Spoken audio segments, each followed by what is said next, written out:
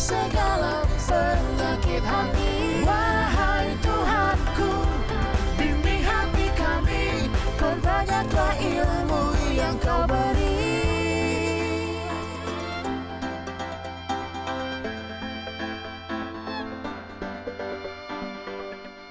Dalam hadis riwayat Muslim, Rasulullah Shallallahu Alaihi Wasallam bersabda, bersemangatlah terhadap segala sesuatu yang mendatangkan manfaat bagimu, dan mintalah pertolongan kepada Allah dan janganlah engkau merasa lemah.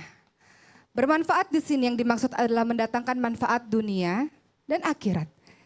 Banyak dari kita mengejar dunia saja tanpa kita sadari ternyata itu hanya bermanfaat di dunia saja tapi tak berarti apa-apa di akhiratnya Allah. Sehingga semua kebaikan yang kita lakukan karena itu tidak bernilai apa-apa di mata Allah, khawatir nanti seperti debu-debu yang berterbangan. Maka termasuk kebaikan dari seorang muslim adalah apa? Meninggalkan hal-hal yang tiada berguna baginya. Meninggalkan perkataan-perkataan yang tiada berguna baginya. Gosip, ghibah, fitnah, enggak ada akhlak seorang muslim seperti itu. Meninggalkan perbuatan yang tiada berguna baginya. Menyakiti orang lain, zolim dan sebagainya tidak ada. Dan kemudian apalagi? Minta pertolongan dari Allah kata Rasul. Segala sesuatunya mintanya sama Allah, tidak bergantung kepada manusia. Mintanya hanya pada Allah dan jangan merasa lemah. Merasa lemah maksudnya apa? Wala tahinu wala tahzanu wa antumul a'launa in kuntum mu'minin. Jangan merasa lemah, jangan merasa sedih. Padahal engkau adalah orang-orang yang ditinggikan derajatnya oleh Allah ketika engkau adalah orang-orang yang beriman. Tadi Masya Allah, Nas sudah mengingatkan kepada kita.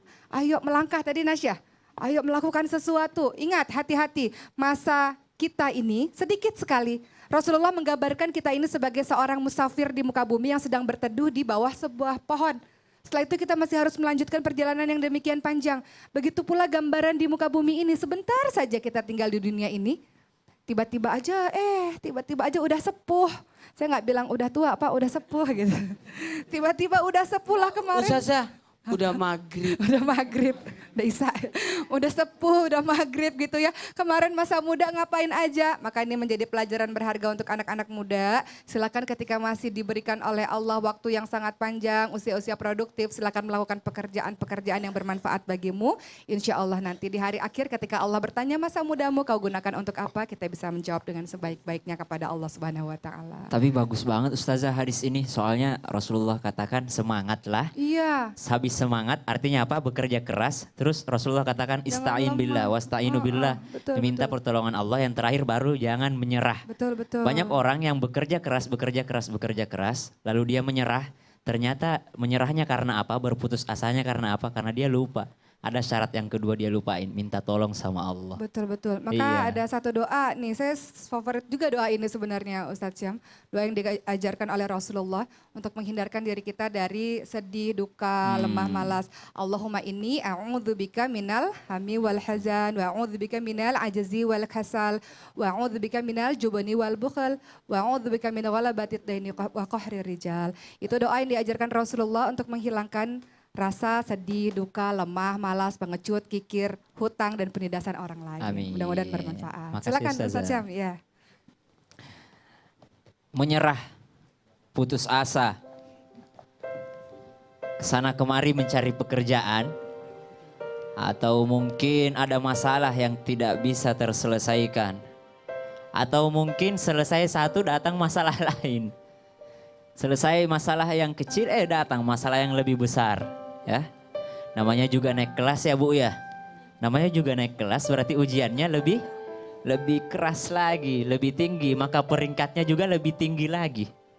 Ada seorang pria di kota Riyadh, Saudi Arabia bernama Ammar. Ammar ini diceritakan oleh temannya dia berasal dari Sudan. Sudan itu negeri Arab tapi orang kulit hitam di sana. Ammar dari Sudan bekerja di Riyadh. Sudah 5 tahun Ammar bekerja di sana. Namun apa yang terjadi? Biaya untuk hidup sendirinya Ammar di Riyadh pun tidak cukup. Apalagi untuk mengirim untuk keluarganya. Apakah Ammar menyerah? Apakah Ammar mengeluh? Iya, Ammar mengeluh. Tapi Ammar tidak menyerah. Ammar terus bekerja. Mungkin semakin dia tambah rajin maka penghasilan itu akan semakin banyak yang datang. Tapi apa yang terjadi? Tahun berikutnya pekerjaannya masih begitu-begitu saja, gajinya pun begitu-begitu saja. Ammar pun berinisiatif untuk meninggalkan pekerjaannya itu dan mencari pekerjaan yang lainnya. Berangkatlah dia ke perusahaan yang lain. Ammar pun bekerja di sana. Ya Allah, mudah-mudahan di sini saya bisa mendapatkan gaji yang layak sehingga saya bisa mengirim untuk keluarga saya di Sudan. Bahkan diceritakan bahwasanya Ammar ini pernah tidak makan, atau diceritakan Ammar malah rajin untuk berpuasa, untuk menabung uangnya hanya untuk dikirimkan untuk keluarganya yang ada di Sudan.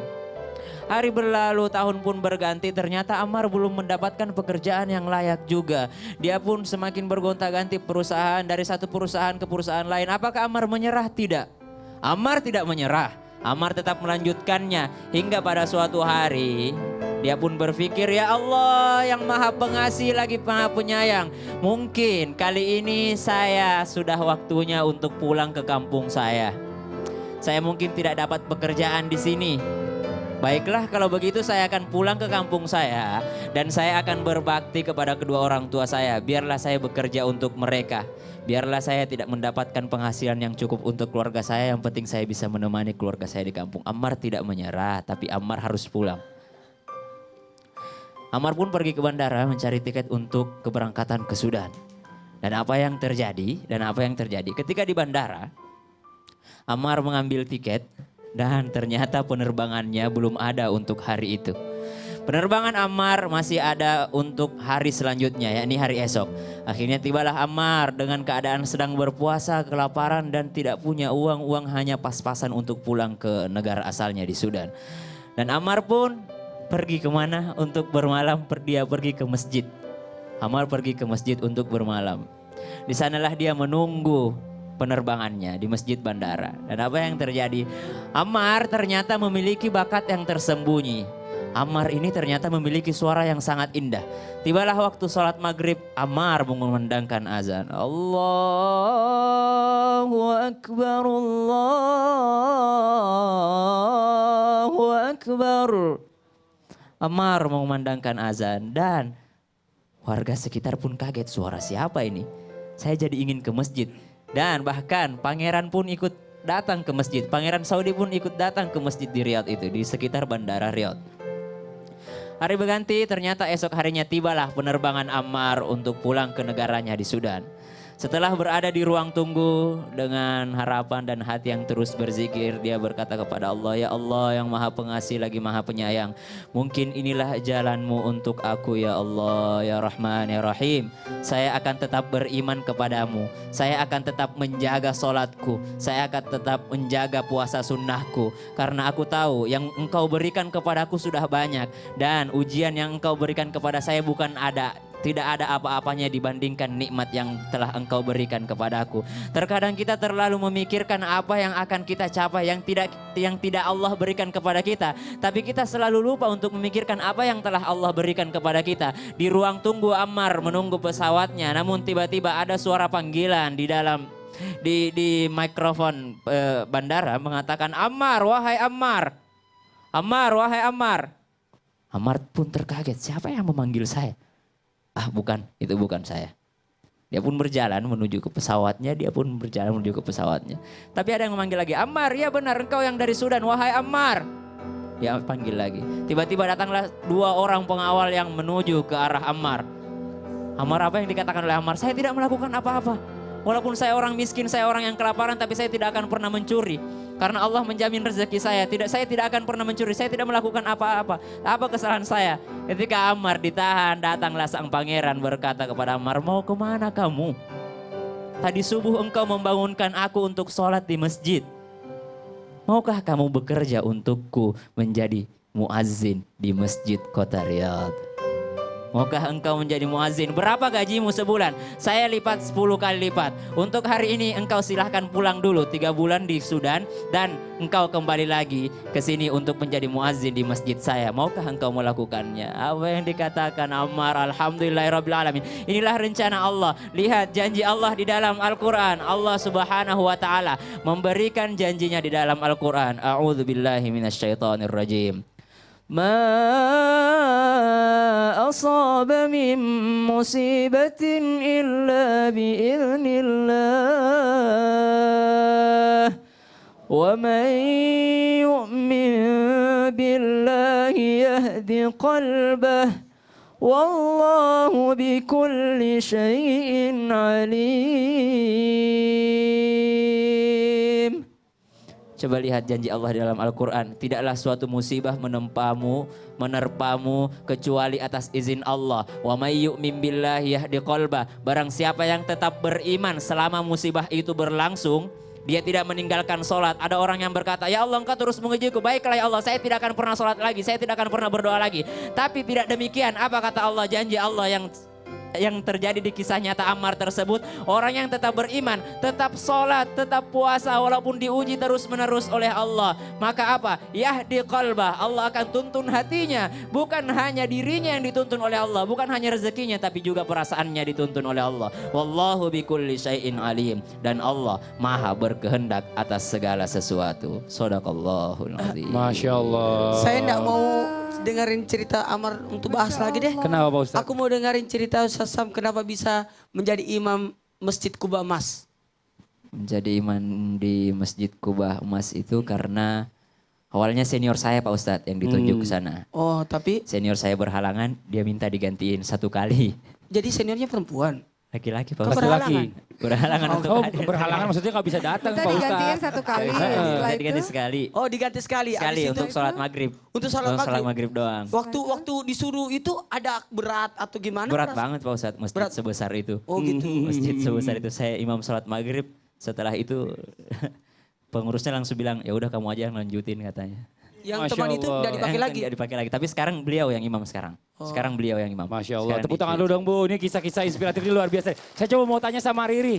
Riri tadi dengerin kisahnya Ammar kayak gimana? Coba ada tanggapan dari Riri nggak dari kisah yang dibawakan oleh Ustaz Syam tadi?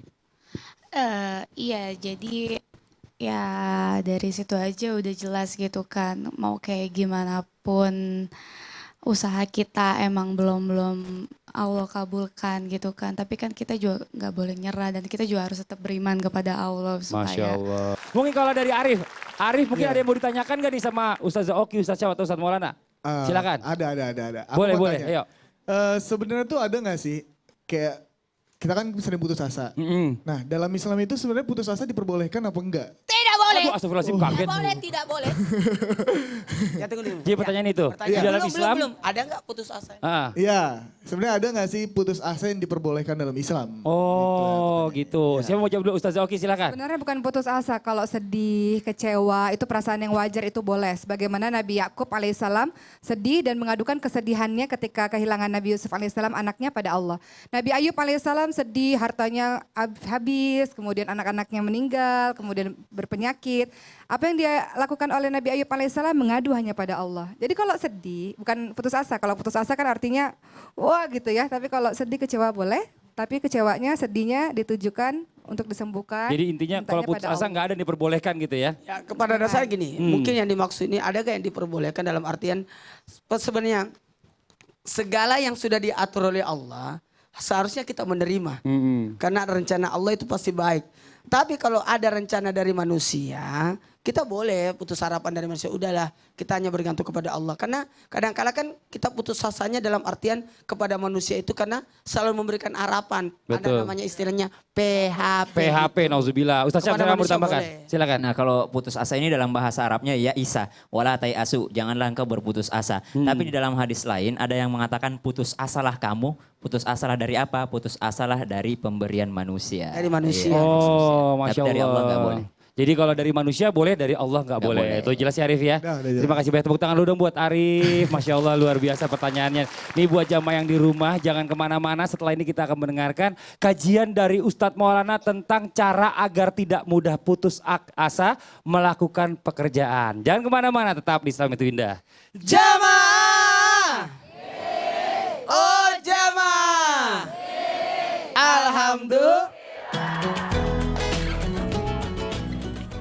Anak nakal itu adalah anak terbaikmu yang engkau curahkan perhatian padanya. Jadi jangan berburuk sangka terhadap anak.